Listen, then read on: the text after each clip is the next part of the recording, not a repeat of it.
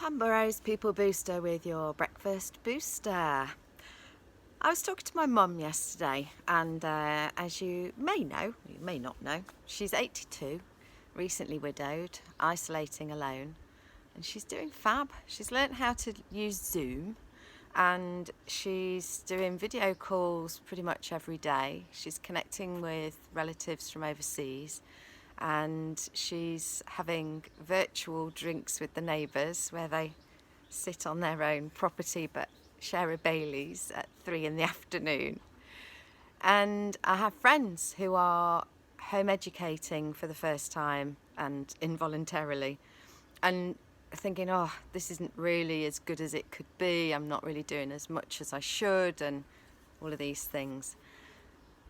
I kind of know people in all kinds of different situations right now, all of whom are thinking it's not as good as it should be.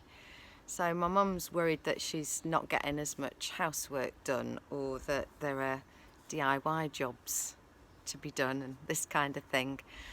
And you know that when you see that from the outside, when you're looking in on somebody, you're noticing all the good stuff. You're like, wow, you're doing really well. And from the inside, we tend to look at what's not yet been done and what's not good enough and what's not to our usual standards. But here's the thing, it's not usual, is it, right now? And so I'd like to remind you to look inwards with kindness.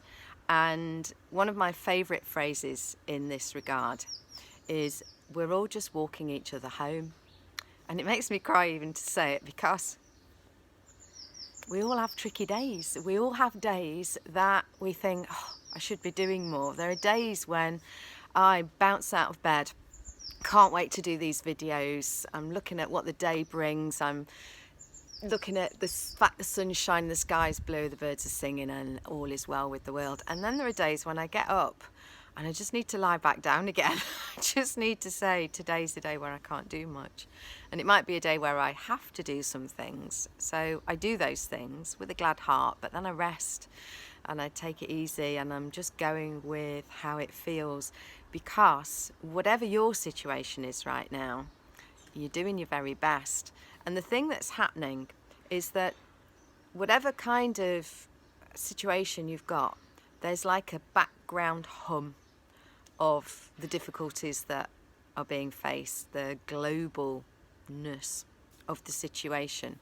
It's there, even if you're not listening to the news, you're not watching social media, you're not immersing yourself in all of the statistics and all of that. Even if you're not doing that, you just know. It's like, my mum nailed it yesterday. She said, it's like when you've had a bad dream and it mars your day. It's just there, this kind of sense of still being in that bad dream, even though you're not fully conscious of it. It's just kind of there. And it's that kind of hum, that kind of background of the crisis, the background drama, that can affect us and mean that some days we don't perform as we might usually, or we don't do as much as we might have hoped we would, or we're not up to a certain standard. And I just think we just need to know that we, each of us, are in this together. Now, that's a bit of a cliche, but what I mean by that is we're all connected. We all have that in common, that we're just trying to do. And I saw a cartoon the other day. It was a little creature who was looking a bit unhappy, and the little creature's friend said, "What did you do today?" And the little creature said, "I managed." And I thought, yeah, some days just managing, just getting through is enough. And this, the way I'm feeling right now, I actually felt really chipper this morning when I woke up at 4, because it's getting towards summer. I felt quite chipper.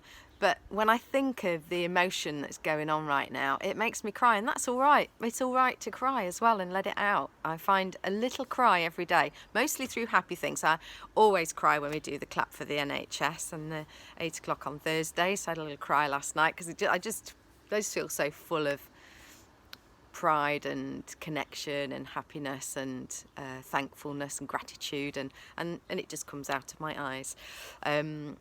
and that's okay too. So even here, while I'm kind of choking up and having a little tear, it's all okay. We're all just getting on, doing the best we can, even when lying down is the best you can. Sometimes that's exactly the right thing to do, and we're all just walking each other home.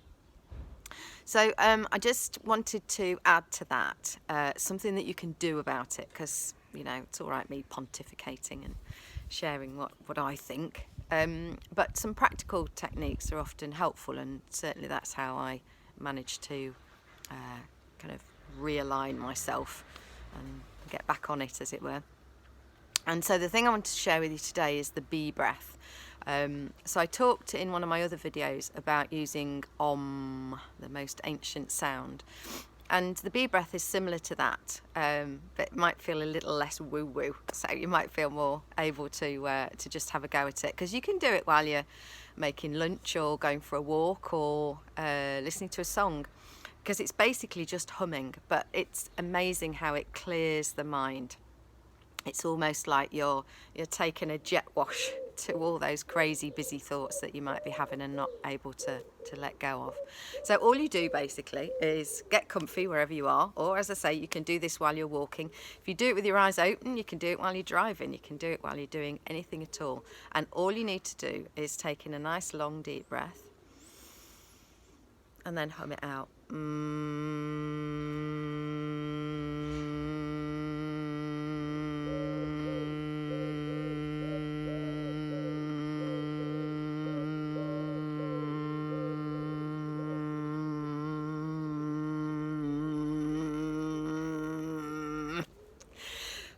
Doesn't have to be that long, but make it as long as you can while still feeling comfortable. Don't get yourself out of breath or whatever. But oh my gosh, I can feel the difference just with one. If you do this for 2 minutes or 10 minutes is fab. 10 minutes you will feel like you've been to the gym, had a spa day, had a counselling session, and got some fantastic news. You'll just feel that uplifted. So have a go with the bee breath. Long in breath through your nose and then hum it out for as long as is comfortable for you, and then just keep repeating it.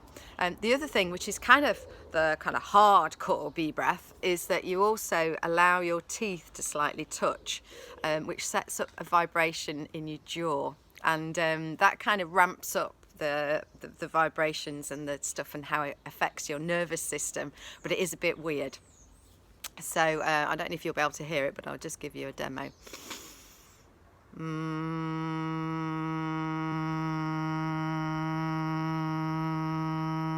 Probably doesn't sound any different from the outside, but I can feel the vibrations and it's freaky. But it is amazing. It really is like taking a toothbrush to inside of your head. So no Roger this morning. He's locked in because the girl cats are out and about, but they've failed to come and join in with the video. So 2 catless days on my videos. Many apologies, but I hopefully will have a cat for you tomorrow, if that matters. I don't know. Does the cat matter? Catter. I'll go now because I'm starting to waffle and talk nonsense. So have a great day. Have a go at the bee breath. You can do it while you're doing something else. And just remember, we are just all walking each other home. We're just getting through each day best we can. And I'm sure that today, if you look back by the end of today, you'll be able to see some things that went well, some things that you just did anyway. And even just being here and being your lovely, precious self is enough. Thank you for being here. Thanks for watching. And do feel free to subscribe to my YouTube channel so that you find out every time I post a new one. That's it for now. See you tomorrow.